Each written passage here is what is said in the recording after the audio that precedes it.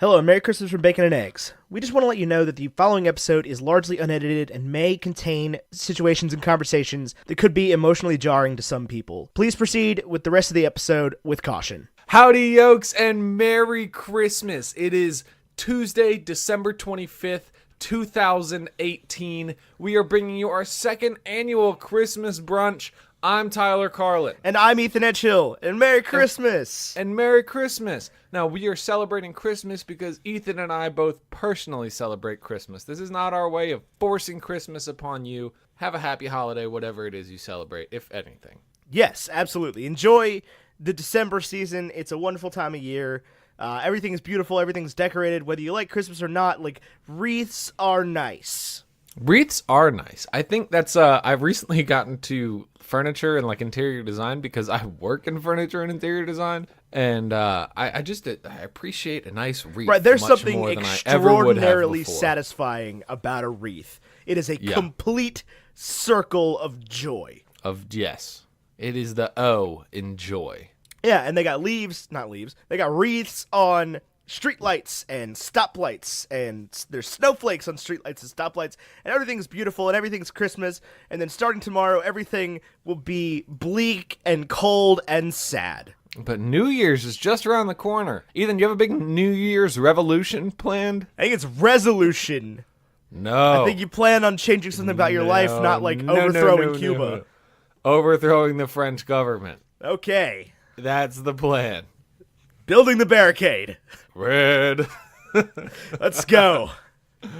Do you have a big New Year's revolution, though? I don't know yet. I'm always bad at those because, I don't know. It just seems so superficial to be like, oh, well, I'm gonna, do whatever. People are always like, I'm gonna use my cell phone for 14 minutes less each day, or I'm not gonna eat tortilla chips. Those are both good resolutions. Yeah, but I guess, I don't know. Here's my problem with resolutions is a goal setting and goal achieving mentality is a good thing. Yeah. But resolutions are almost at this point, at least to me, my generation, my perspective, it's if you make a New Year's resolution, you are saying it's okay if I don't achieve this. Right. It's we're going to give you the opportunity to publicize a lofty goal, and it's cool if you don't hit it. It's cool if you stop trying 2 weeks into January. Right, because that's what everybody does. It's the cliche thing. You sign up at Planet Fitness, you go to the gym for 4 days, you decide that you hate it because there's a million people in the gym, and then you never go again. Well, and the other thing about the gym is that, oh my God, who would have known it's hard? Yeah. I've never lifted anything before. Who knew going to the gym and lifting weights wasn't easy? Carving that time out of my day. Here's the trick that I found with the gym. Start in December. And then it's not cliche. I started in May. Well, I started 2 weeks ago. How's it going? It's going well. Feel good. Feeling I've good. heard you skipped the second half of your first week. I did, but that was prearranged. That was prearranged. Now, when you went back, was it oh my God, it's I never did anything? No. Yes and no. I mean, it was still wow. But I was not hurting as bad Monday as I was the previous Wednesday. Right. Oh, ladies and gentlemen, this is a good trick if you're trying to figure out if somebody is a real workout person or if they've just started working out. Is if they come to work and talk about how insanely sore they are from their workout. That doesn't mean they had a good workout. That means they just started working out. Yeah. It means they haven't been in a long time. Oh, I definitely after the first day, I got home and took a shower, ate some breakfast, sat on the couch and drank some coffee. And then Kate and I went out to do something, and I was walking down the front steps of my house oh my God, I'm going to fall over and die. Would you say, oh my God, my golly? Yeah, it's time for mistletoe and holly. Mistletoe's a weird thing. Mistletoe is a weird thing. I don't get it. You're supposed to, the kiss thing, right? Yeah, that has never happened to me. Mistletoe. Is this a single people thing? I think so. I think it's you're at a Christmas party with your crush, air quotes. I have to say air quotes because you can't see the air quotes. Right. You're at a Christmas party with your crush, and they know you like them, and you know you like them, and they probably like you a little bit too, and you've got an indication. And at that point, it's okay to not grab them, but gently be oh look, we're under the mistletoe, and there'll be an obvious sign. Yeah, Harry and Cho Chang. But mistletoe, Cedric will be watching from beyond the grave. Is full of nargles. Okay. That's a bad thing. What are nargles? Exactly. That's what Cho Chang says. Yeah, that's how Harry and Cho Chang kiss in front of Cedric's beyond the grave But no, portrait self. For sure, if you want to talk about a Christmas tradition that needs to go away, let's stop talking about Baby It's Cold Outside and start talking about Baby It's Cold Outside. Mistletoe, okay? Baby It's Cold Outside gets a pass at this point. I think we figured out what the intention was. It's about authorial intent at this point. You think it is authorial intent? Authorial, yeah. No, I mean King Arthur. No, it's not about King Arthur. It's just like, it was always so obvious to me what they were saying in that song that I didn't need it explained to me. But other people apparently did. And now I think we've satisfyingly explained that everybody in the situation wants to be in the situation. Right. It was he would written have let by her like go. a husband and wife couple as a duet. Yeah, and it's supposed to be like, it was at a time where she was like, oh, people might talk, but like everyone talks anyway. Even if you left, people would talk. Right, like they're going to see me walking out of your house at 10 o'clock at night. Right. But yeah, so let's do away with mistletoe, though, because that is the same thing they're talking about, Baby It's Cold Outside. It's like, you can just, they're under the mistletoe, they're your property, man. That's not cool. Whoa. But that's the implication, though. That's that. Right, it's like, I put some mistletoe in your drink. That's what's in this drink. What is mistletoe, anyway? It's a plant. It's a plant? I guess. I don't know. I've never seen it. I don't know. Do you know the little ball at my house outside? No. There's like at the top of my stairs. There's a little. You're taking care of my dogs. Okay, I'll find out. Podcast actively. Oh yeah, I'm probably currently at your home. Because I am not there. Now I want to know.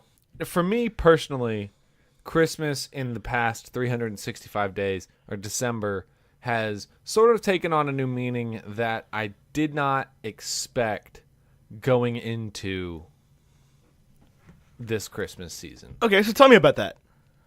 So I was born on December 1st, and Emily, my wife, was Hold on. Your birthday is December 1st? The most important day wow, of the year. You've never told me. I've told you probably once a week since we met when my birthday is. Ladies and gentlemen, Yokes listening, and I love him for this. This is not me making fun of Tyler at all, but there's nobody that loves their own birthday more than Tyler Carlin. Listen, I try to be, and I know I'm not, I know I have like selfish problems, but I try to be a very selfless person. But I think your birthday is the day where you get to be unapologetically selfish, where it's like, it is about you.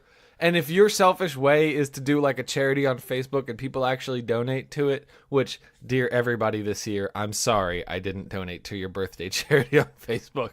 But I think like if you want to be like, you know what, today's about me. We're going to my favorite restaurant. We're getting my favorite appetizer. We're getting creme brulee. And we're getting my favorite entree. Then like you can do that. You get to just have a day be about you and you get to feel like a king. I'm sorry. This is truly how I feel.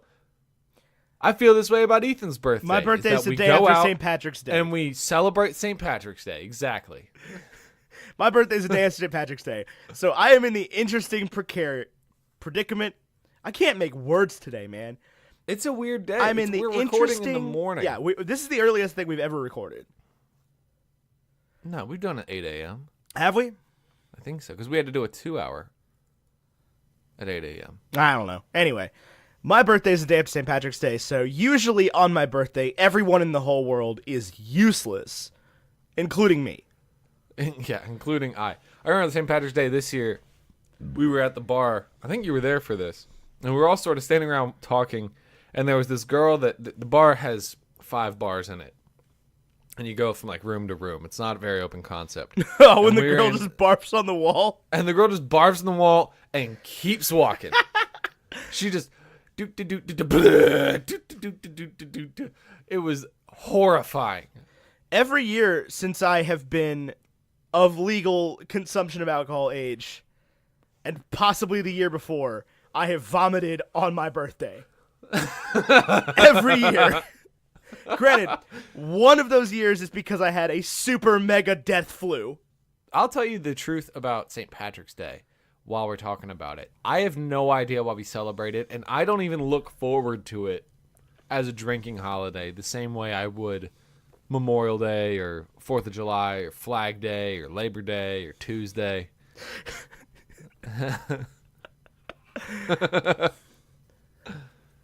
No, you know why? drink You know why you don't look responsibly, forward to it? You know why? Why? Because it's the coldest day in March every year. It is always cold. It's also Ethan's birthday. So, I'm thinking about St. Ethan Day. How do we make Ethan special day? And I assume what he wants on his birthday is some Waffle House. The older I get, black coffee. The older I get, the less appealing St. Patrick's Day is. It was never appealing to me in college. Like, we didn't, when we threw college parties, we did not throw up a St. Patrick's Day party. No. We did for all the other drinking holidays. Yeah. But anyway, so Tyler Carlin's birthday is December 1st. You were talking about that. Yeah. And then Emily's birthday is the 23rd. And last year, we had this enormous Christmas-themed wedding on December 16th. And then Jesus' birthday, of course, December 25th. And then Emily and I, originally, prior to everything else, our anniversary of, when we started dating was January 6th. And we got engaged on December 18th. So it's all packed in sort of in the same month and a half period between my birthday, Emily's birthday, and all of our dates and everything. And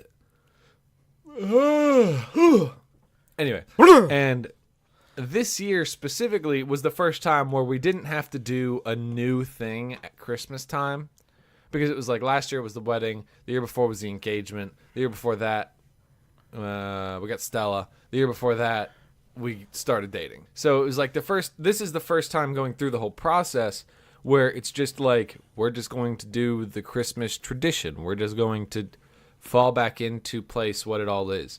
So growing up, we would always go from my house to my mom's parents to my dad's parents and then back home. And that was, from Virginia to New York and back again. And now, because I'm married and Emily has a family too, who would have thought, we're going from my house to my dad's parents to my mom's parents to Washington, D.C. to home. And I'm excited about all the new things. I know that it's just like our Christmas tradition, and everybody does something for Christmas or for their holiday or whatever. But it's very different from the norm. I did the same thing with Ben and Jonathan for 16 years or whatever, longer than that, 22 years. And now there's something else added to the trip, and it's sort of feeling like we've gotten back into the groove. Which is exciting and interesting. Right. And that's the thing is your family is at that point where Jonathan and Beth are married. They have Luke. You have Emily and the dogs. And you guys are creating your own sub families. Right. And it's a very interesting, sort of dynamic where, because my grandparents live so far away, a lot of times Christmas is the only time that we get to see them. Right. Which is great. I will say this. We had this discussion around Thanksgiving in our Discord server about family events, and a lot of people get a lot of stress about going to family events, about the actual interaction with their family. And that is something that I am very blessed to say that I just don't have a problem with. There is nobody in my family that I'm not looking forward to seeing when we go everywhere that we're going to go. Everybody gets along, everybody's healthy, everybody's in a good place in life, and it's a blessing that we don't count often enough. But especially this year, I appreciate it more than ever before, just with some things that have happened. It's easy not to appreciate family, but and just take them for granted, and I see that in a lot of cases. But I think I do my best to show my family that I care, and I do. Yeah, there are definitely people that get stressed out around the holidays just because of their family, and there's that running gag that everybody's got that one family member. Man, both you and Chris had canceled honeymoon flights. Yeah, it was awful. It was the worst day of the year, December 17th. I mean, I would not recommend. If you want some marriage advice, there are better trips for your honeymoon than Mexico. For sure. I would say if you can, go domestic. Yeah, because the honeymoon's supposed to be a stress-free trip. And going to a country where you don't speak the language and dealing with all the flights and everything, oh my god. Yeah, I would honestly say just like avoid a flight. I would say a flight is fine. I would avoid a layover. Yeah. Well, that's hard out of Roanoke. I would fly out of Charlotte. Unless you really want to have your honeymoon in Philadelphia or Washington, D.C. You go to Orlando. Or Orlando. I don't want to go to Orlando. Well, here's the problem. Like, a lot of people who are big Disney people will do the like Disney honeymoon, which, oh my god, I cannot imagine. Do you know that there are screaming children in Disney World? Actually though, just from the horror stories that people that I know of that have gone on big fancy honeymoons have had, the Disney honeymoon starts to sound more appealing because I know it will work. Disney will work. Because, like, even when you and I went to Disney, that was an amazing experience going there. It was like, there was something, because we were using a cast member's passes or whatever. Yeah. They weren't, like, at the front desk the way they were supposed to be. But then we found the concierge girl, and she was like, oh, yeah, I've got it right here. Pull it right up. And then it was very interesting. Yeah, but that's what I'm saying. It's like, I get the Disney honeymoon thing more than I ever have just because, like, it's guaranteed. Like, you can always get to Orlando from anywhere, no matter what. Right. The weather's going to be fine. You know, I'm not saying I want to do a Disney honeymoon. I'm just saying, like, I get people who do it a lot more. But there are all-inclusive resorts in Orlando that I think that would be fine. Yeah, for sure. If that's all you're looking for, or anywhere in Florida, like, if you're just looking for a beach and a resort. Right. And unlimited alcohol. Right. So you can add to your vomiting from the flu. Yes. Oh my gosh, it was terrible. I don't think I got drunk my entire honeymoon, which is fine. Like, happiness doesn't mean being drunk. I just know that there was like unlimited alcohol, and that was part of the appeal of where we went. And I don't recall feeling like I couldn't drive a car at any point. I wouldn't have driven a car, but I don't recall feeling like, oh yeah, no, this is bad. Fair enough. Anyway, we've talked about alcohol a lot. Please drink responsibly this holiday season. Don't drink and drive. Well, I mean, like alcohol is a part of Christmas though, because you have eggnog, all that stuff. Like, everybody's gonna get wine. Right. Everybody's gonna get around the fire, and I mean, maybe not. I don't know how your family works, but like, your normal Norman Rockwell American family is like drinking a cup of Jack Daniel's eggnog around the fire. We drink boxed wine and Genesee cream ale. Yeah, because you're from upstate New York, and it is a lawless wasteland. We drink Genesee Red, too. Genesee cream ale might be the worst beer made in America. I like it. I like it. You can get a 30 rack for like. See, you talk about not being a victim to nostalgia all the time. Like, it's like a point of pride of you for some reason. I just remember. Here's the thing. But you feel nostalgic about Genesee cream ale. I promise you. I do. Yeah, 100%. But that's because I wasn't drinking Genesee cream ale in the 90s. I was drinking Genesee cream ale in like 2014. It's still nostalgia, I guess. That whole, like, nothing makes me cringe more than the, like, only 90s kids will get this thing. It's like, what? Most of these are 2000s references. Yes, but kids born in the 90s.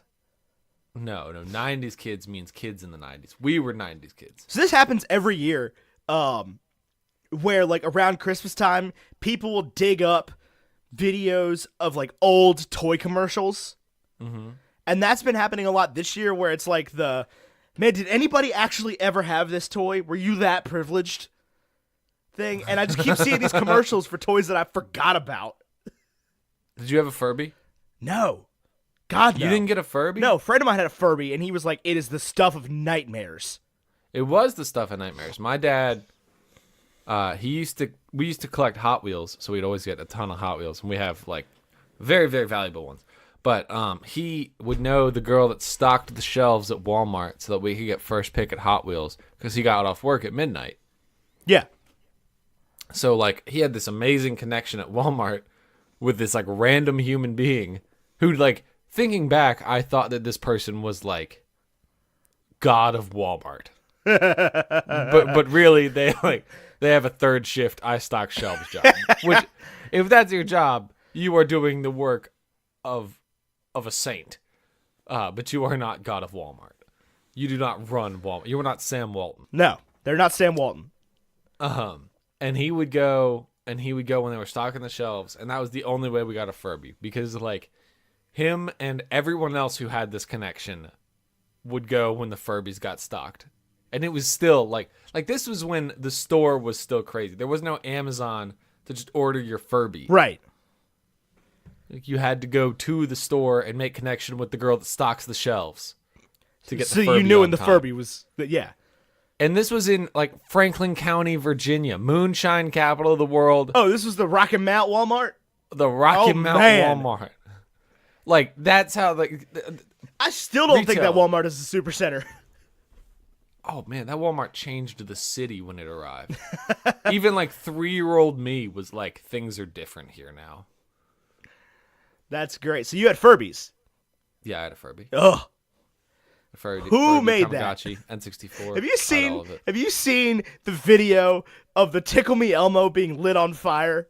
Yes. And it just keeps doing the thing as its like fur just melts. Did you have Tickle Me Elmo? No. I think that was after our time. Yeah. Definitely. You had to be born, I would say, like 97. Nah, man, I had like Buzz Lightyear Space Ranger. Oh, I have Buzz and Woody. Yeah, I didn't have a Furby, man. I didn't want a Furby. I was like, this is a weird owl cat thing. You're a weird owl cat thing. They're terrifying. Did you buy any presents this year? Is there any toys that, like, do you have any nieces or nephews or children you have to buy for? Luke? Did you have to buy for Luke? I do not have any nieces and nephews. I'm an only child. Right, that makes sense. I knew that. But do you have any little cousins or anything? Yeah. I have three. I have like one first cousin. Her name's Sarah, and she has 3 kids, and I'm getting stuff for them. What's the toy you had to buy? I don't know. I didn't get it. Whatever it is. I got me and my brother-in-law and my wife and his fiance. We got the LOL doll version of the Barbie Dream House. It is the biggest monstrosity of a toy I've ever seen. This is for Emma or Sam? For my nieces. Yeah, for both of them? For both of them, yeah. Yeah, they I was can going to say, don't blow the It's surprise. humongous. And then I was like, wait a minute. Oh, this is Christmas. This has already happened. They're also 5. Right, they don't listen to Bacon and Eggs. The LOL dolls. And they look like... Do you remember Bratz? Yeah. They look like little baby brats. I know what they are. Oh, okay. I don't know. I'm aware. Well, listener, if you don't remember Bratz, they had big heads and big eyes and little bodies. And these are just baby versions of that. They're horrifying. Ever since I was 6, I've gotten a Lego set every Christmas. Which one do you hope you get this year? The The Hogwarts Castle? Hogwarts Castle.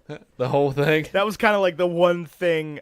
Mom was like, hey, what do you want for Christmas? And I was like, I want one thing in the world.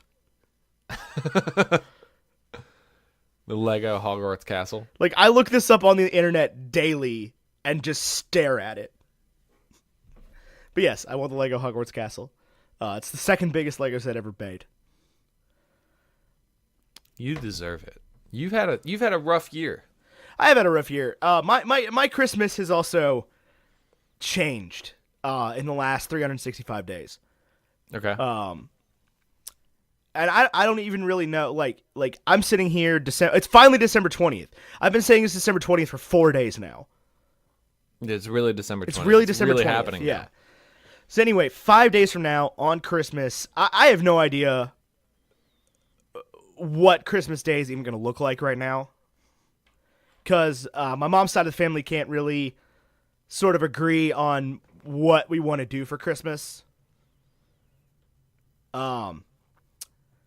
So I don't know exactly what our plans are, which is not a super duper uncommon thing. It usually comes together like a day or two before, where we all get our marching orders on, like, you're making pudding, whatever, and then we figure it out. But I know that some of you know this, and some of you probably don't. Depends on how much of a correspondence you keep with me and my personal accounts. But back on October 16th of this year, my dad was killed at our house. And so this is going to be the first year without him at Christmas. And that's going to be a really weird thing. I still don't really know how I'm going to feel about it in the next 5 days. I'm not really a stranger to this kind of thing. Like, there's been one less person around the table at my family pretty much every year for the last 5-6 years.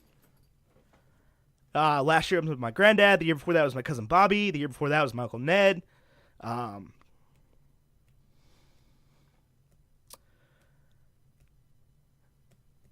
this year it's Dad.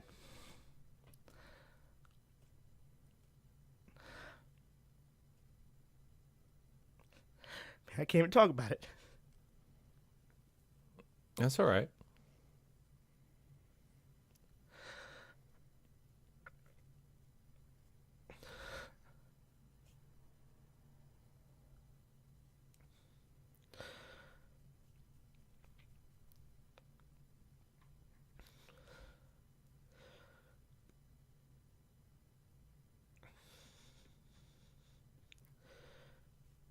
...2018 went real quick from being the best year I've had in a long time, possibly ever, to taking a turn for the worse real quick. And it has not been easy.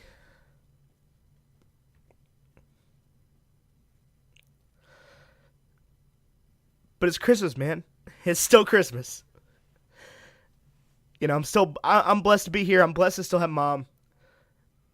You know, through this whole thing, I've just felt like, and I know not everybody on here, that we don't talk about religion and whatever on this podcast, but I felt like there was somebody out there that had my back. And that's what Christmas is about, and that's what I got to remember. But it's definitely going to be a really strange year, for sure.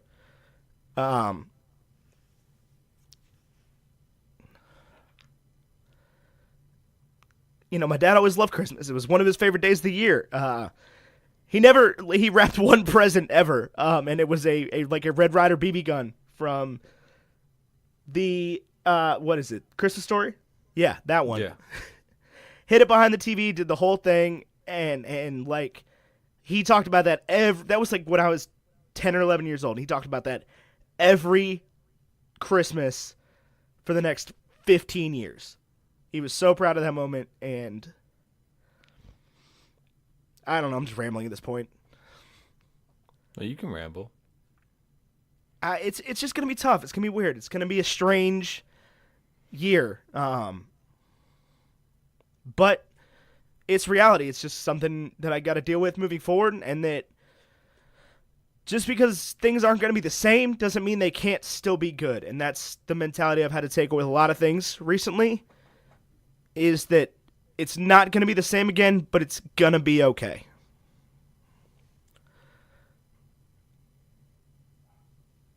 And that's it, man. I mean, it's Christmas. I know. How can you be sad at Christmas? Well, you can feel whatever you need to feel. I want you to know that that's okay. No, I know. I'm not saying I can't feel sad, but like, it's a lot harder to feel. I mean, I'm obviously going to feel emotional, but it's a lot harder to feel sad when you're surrounded by family and when you're surrounded by joy. And so I guess that's my New Year's resolution, is going out of Christmas, is to just try to spread a little bit more positivity every day. Try to make somebody smile every day. I've noticed recently you've been a force for sort of spreading positivity. And I know that this is something that used to bother me a lot and it still does, is the sort of general trendy apathy on social media and all of that. I mean, what do you have a message for sort of that outlook and sort of the toxic behavior that comes from that and the value of positivity, at least as we look forward into 2019, and the value of doing something nice for somebody and maybe speak to some of the kind people you've met this year? Well, I mean, for starters, and I, they always say that tragedy brings people together. And it is sad that is a kind of reason, but like we reconnected with a lot of people. It just, even in our own family, that like, because my dad and his older brother didn't talk like for the last 10 years or whatever. When their parents died, they had some issues. They never really worked out. And so we kind of came back together with Barry around the funeral and everything, his brother. And so we've renewed that connection and kind of put some pieces back together. But as far as the whole apathy thing goes, man, that never bothered me before. It never got to me. It was just like people on social media making jokes about like, oh my God, I wish I was dead. I wish somebody would just hit me with a bus. It just felt like jokes. I was like, whatever, like, kids are going to say what kids are going to say. It's the same thing as the Tide Pods thing. Like, it'll pass. It's just a phase. Like, but then all of a sudden, it kind of stopped being funny. You know what I mean? Well, it's definitely not funny. I remember having this conversation with you, and I would send you like a screenshot of a text message, and I would be like, should we be concerned about this person? And this was before everything had happened. Because this has always bothered me, seeing the, like, I'd be happier if I was dead. Like this year, there was that Muffin Song that came out, where the muffin is like, I just want to die, die, die. You know what I'm talking about? No. I missed that one. What? Oh, gosh. I'll play it for you real quick. That was a sentence that didn't even make sense in English. Like, I'll play it for you, and you'll be able to... What? There's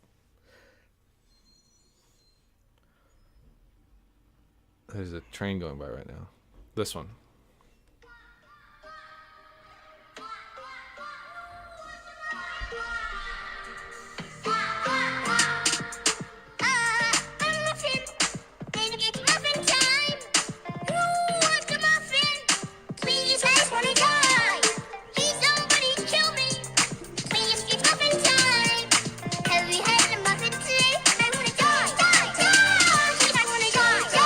What in God's name? Does the name Tom Ska mean anything to you? No. He's a creator, but there was this whole video that he made, and it went big on TikTok and. Well, there you go. I watched TikTok. Well, no, but it was big on YouTube first. I mean, it had millions and millions of views. It's just a little animation, and it starts with that, and then it goes into like a bunch of other things, and there's like gamer references and whatnot. But stuff like that, just like to me, is not funny. Like that stuff should be taken seriously. And yeah, that's sort of for sure. And I thought we were getting close to that, like when the number one song in the world for like 47 weeks was that Logic song. Which the one about Paul Walker? What? What song are you talking about? No, the 1-800 the whatever, the Kiss Me Through the Phone? No, not Kiss Me Through the Phone. You know what I'm talking about. I do. Yeah, the suicide prevention. Yeah, that one. And then it just became a meme, and people were just like, LOL, suicide's funny, being dead is funny, And I can tell you, like, just from this experience, is like there's nothing fun about a tragedy like this happening in your family. No, I can't imagine there would be. There's nothing funny about that.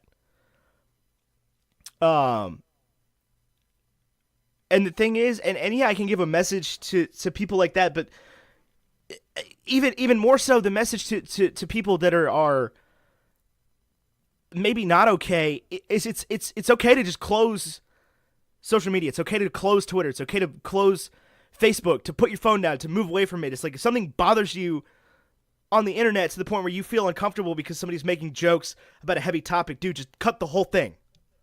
Get out. Call somebody. Like, these people are making jokes, but it doesn't have to. You can take it seriously. Right. That's the thing. Is like, and you. And go ahead. No. It's okay to feel hurt about that. It's okay to feel something about that. It's okay to have like a legitimate visceral reaction or visceral emotion about something like that, and it's okay to report it, and it's okay to unfollow. To unfollow. Yeah, you just delete that toxicity from your life.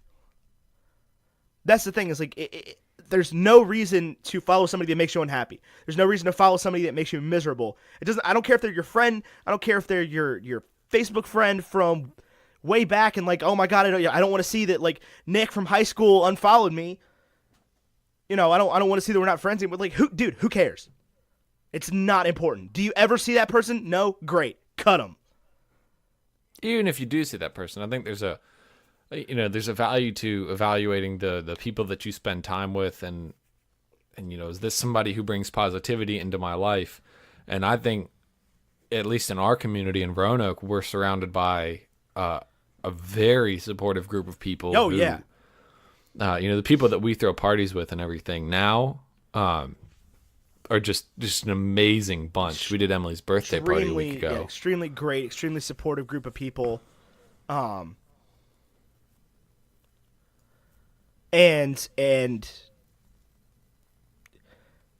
I guess on the other end of that, like, if you do see somebody that is posting things on social media that may indicate that they're not okay, if you're somebody that can handle, that you feel like you can handle a tough interaction with somebody, it's okay to check on that person. That's a big one. I feel like confrontation is, like, I will comfortably scream into the void, but I will not comfortably talk to someone one-on-one. Right. At least that's a popular mentality. I think that's something I don't particularly struggle with. Right. But and that's part of the trend. The apathy trend is also that, like, it's okay to be an introvert. It's not okay to sit idly by and watch as somebody hurts themselves. Right. And I mean, on some level, you do have to fight your own battles. You do have to win your own war in your own head. And, like, you're not responsible for the actions of other people. But if you see somebody that and maybe they are just making jokes. Maybe they are just making jokes about being dead, being funny. But maybe there's another reason. And it's okay to not necessarily call those people out, because we're not going to win this war with, hating their hatred. Right.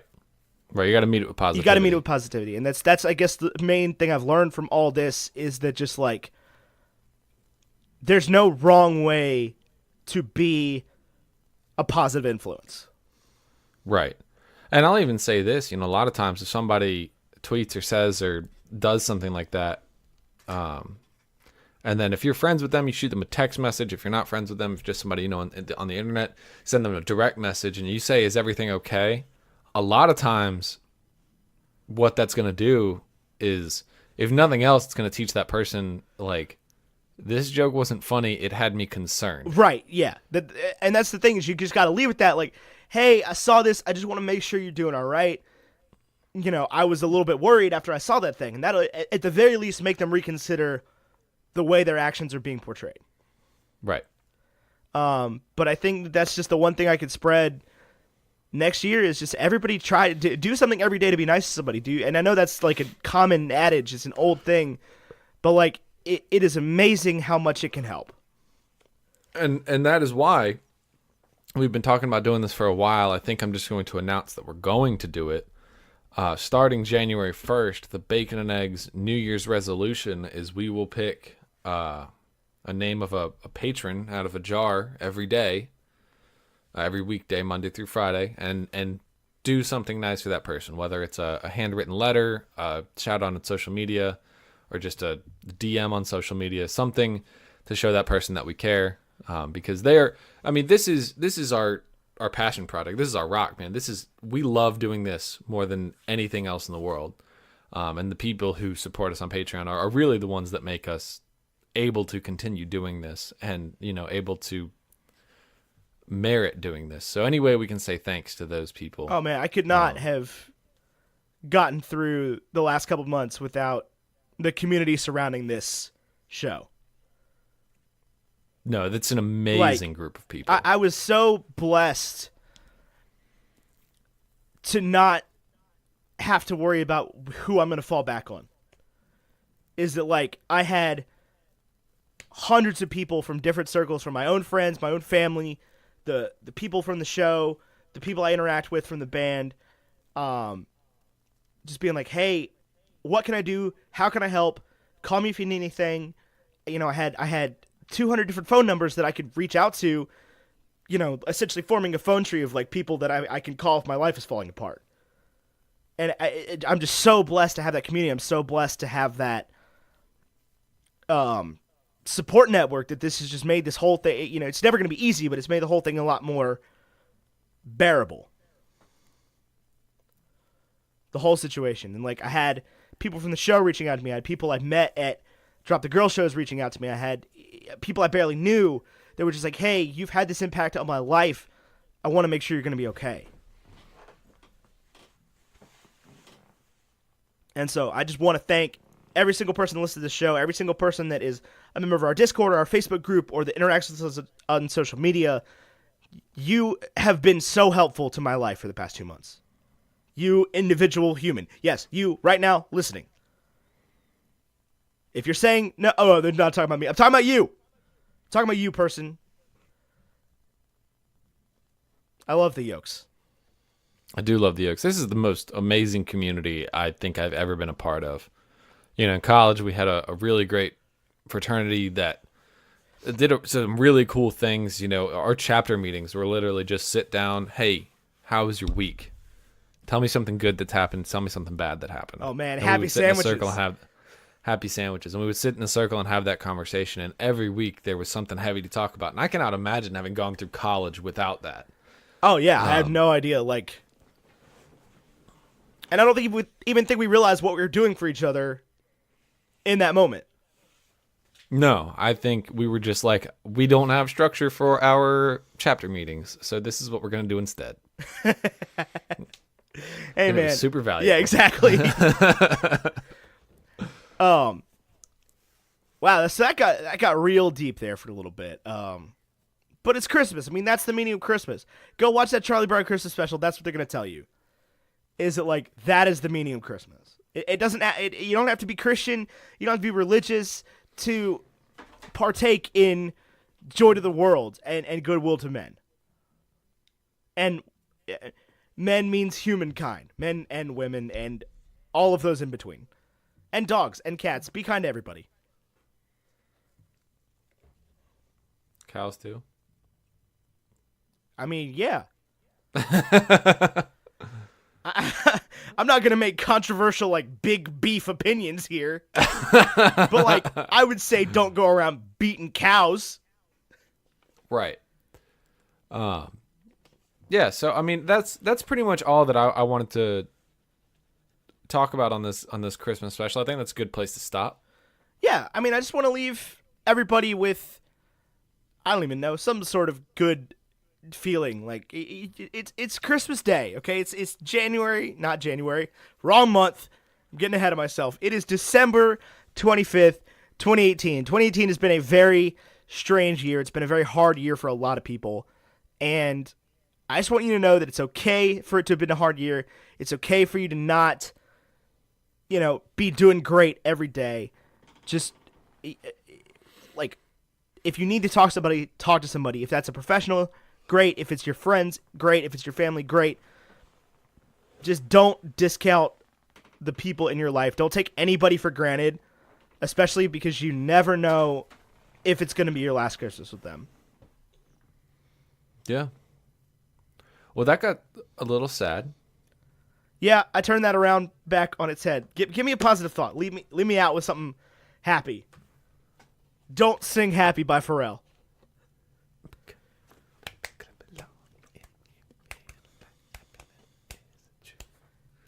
That song doesn't make me happy. It doesn't make me happy either. But I'll tell you one thing: is Christmas does make me happy. I mean, there are obviously hard times and there are stresses that come with everything. But when I work in retail and when we listen to those Christmas songs every day, I work with people who are just endlessly frustrated by them, and I love them. I think that they bring joy. I think about Vince Guaraldi he wrote the Linus and Lucy song isn't even a Christmas song, but because it's so iconic with Charlie Brown Christmas that we get to celebrate an amazing composer for 2 months out of the year. Yeah. And we get like an amazing jazz composer. And I think about the giving and receiving of gifts and how kind that is, and finding a way to go out of your way with money to make that happen. And I just think it's a wonderful time of year. And I'm so glad we got to spend this 2018 with the Yokes. This is the first year we've gone January to December with everybody. And I'm really looking forward to 2019. And we appreciate all the support that you give us. As always, we're able to be found on Patreon at patreon.com/baconandeggs, on the private Facebook group, which is open to everybody. It's free for everyone forever. 2019 is going to be a big year, and it's going to be a great year, and we're going to spread positivity, and that's what we're looking for. So thank you, everyone, for an amazing 2018. It has been a great year for the show. It's been a great year for us. I'm very excited to see what next year has in store. We're kicking it off early. We're going to PodCon right in the middle of January. It's less than a month from now. It's literally a month from now. Like, from when we're recording. Right. Will be the second day. But I know. I'm very excited. I know you're very excited, and I'm very excited to keep doing the show with you in 2018. Thank you for being a great co-host and being a great friend. Thank you. You too. Look at your phone, man. Sorry, Emily called me, and I had to hit. Sorry, I can't talk right now. Fair enough. Sorry. No, that's all. Oh, okay. Well, Merry Christmas, Happy Holidays, Feliz Kwanzaa, Merry Hanukkah. I don't know what you say for the holidays, because I don't know. I should probably know these things, but Happy Holidays. If you have a Christmas tree, don't let it catch your house on fire. Please remove it from your home within the next few days, unless it's fake. In which case, if you're like me and Tyler, just leave it up for a couple months. Or remove it from your home and next year buy a real tree. Okay. Unless you're allergic. Wow. Tree shaming, are we now? Well, I'm a big real tree kind of guy. Not Real Tree the brand. I think that looks trashy on the back of your truck. But Real Tree, the describing a conifer in your home. You remember Emily's Christmas tree from college? Yes. It has been been passed down and is now somebody's family Christmas tree. Whose? Cynthia Rogers. Really? Really. Wild. Because I gave it to Kate for her house in Port, and then she was just like, hey, do either you want this? And Cynthia was like, yes. Obviously. And so that is somebody's family Christmas tree now. Perfect. Anyway, Merry Christmas, everybody. Happy New Year. God bless us, everyone. You gotta say arrivederci. Arrivederci. And to all a good night.